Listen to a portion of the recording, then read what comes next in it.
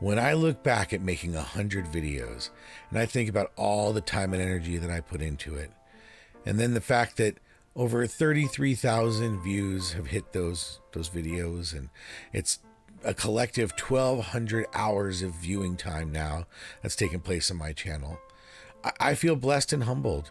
I love it when I hear from young people who've learned something from the videos, who've learned about render wrangling or how to get in the industry. Or sometimes I like it when I hear from colleagues and older folks in the industry who totally agree with me, or sometimes want to argue with me because they completely disagree. That's actually the best. But really, I'm just glad that I work for a company that supports me doing this. CDW is an awesome champion of my channel, and I really appreciate their help. And of course, my wife is very forgiving, so I thank her for allowing me all this time down in my studio, clicking away, editing, making videos like these. So I want to thank everyone out there, and I thought I'd answer just a couple simple questions. So here we go. What have you learned most about making videos now that you've made 100? Well, I think one thing I learned was that it takes a lot of effort to make a video. The amount of hours that I have to put in to just put out a 30 or 20-minute video is much more than I ever imagined. And if I have to do that by coordinating with someone to interview or with a company to get information from, it becomes a lot of hours. I'll just say that. It's got to be a lot of work having a full-time job and doing your channel. Why do you keep going?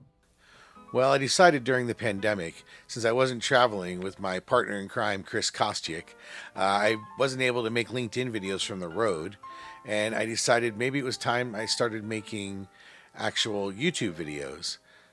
I'm lucky in that what I do for a YouTube channel closely correlates with what I do as a job. So in my job of bringing solutions to studios, I'm doing often the same research and talking about the same subjects that I do on my channel. So it works out really well in that way. But I think one of the things that also keeps me going is I get great feedback from younger people who are thinking about going into render wrangling or other parts of the industry.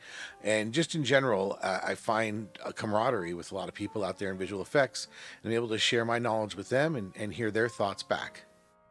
What are some of your favorite episodes?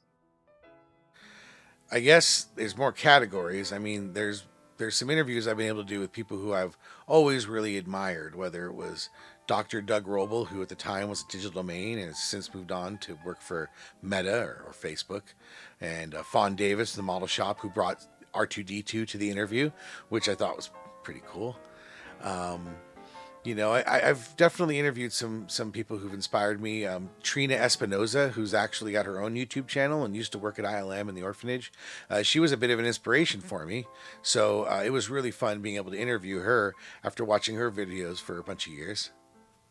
I really enjoy the videos I made that help people get into the industry. So I've got great feedback on those, and whether it's to get in as a production person or whether you want to get in as a render wrangler, those videos have gotten a lot of views, comments, and I've gotten a lot of contact for those. So those are definitely some of my more fun ones. And of course, I like sharing all of my render stat stuff. I mean, for many years, I managed render farms for the studios. You talk about this esoteric stuff of core hours and how many frames and shots and priorities, and being able to continue to discuss that, even though I've left the studio day-to-day life, is really fun. And let's face it, after 10, 15 years of managing render farms, there's a lot of knowledge I've acquired that I can share back out with the industry, whether it's through my channel or through SeaGraph.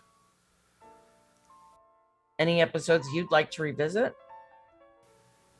Revisit, huh? Well, I'm always moving forward, but I think I'd like to go back and interview Doug Roble again now that he's over at Facebook. He's big on making digital humans, and I'd love to see what he's doing now with Meta.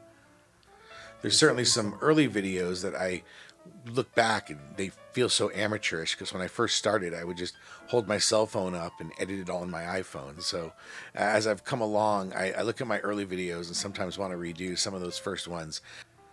But I feel like those videos represent the phase of where I was in the channel, and it's best to just leave them there. Some of them have my highest views, so I certainly wouldn't want to redo them.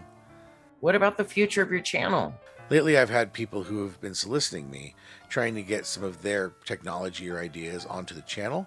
So I'm hoping that continues so that I'm not just creating content that I think of, but content that's coming to my attention as people bring it to my attention.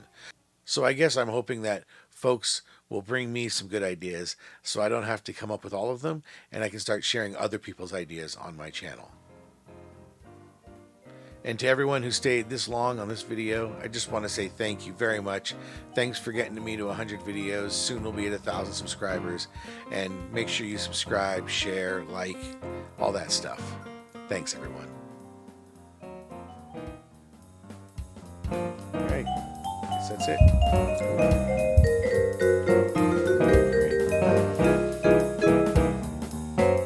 Hey Siri, studio lights.